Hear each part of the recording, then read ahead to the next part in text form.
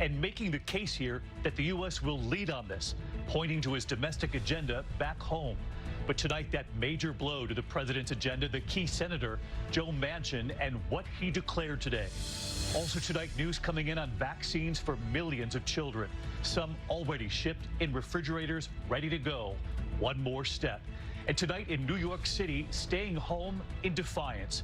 Thousands of police officers, firefighters, city workers who did not come to work. They do not want the vaccine. But what about response time in an emergency in New York? And what the mayor is now saying tonight. All eyes on the Supreme Court tonight, taking up the case of that controversial Texas law, banning virtually all abortions in that state. And new signals tonight that some of the conservative justices might have a problem with the way that law was designed. The travel nightmare in the U.S. tonight. American Airlines canceling hundreds of flights today, grounding 2,000 flights over the weekend. First Southwest, now American. What's going on with Thanksgiving travel just weeks away? Tonight, actor ALEC Baldwin breaking his silence on the deadly shooting on that movie set, what the actor is now saying. And the ABC News exclusive. Tonight, we take you inside Madagascar, where the UN is now warning they're on the brink of the first climate change famine. More than 1 million people in desperate need of food, facing starvation.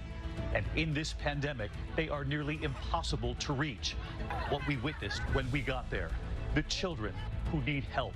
And here in Scotland tonight, with so much attention on Queen Elizabeth and her health, the Queen making news just moments ago, in her own words.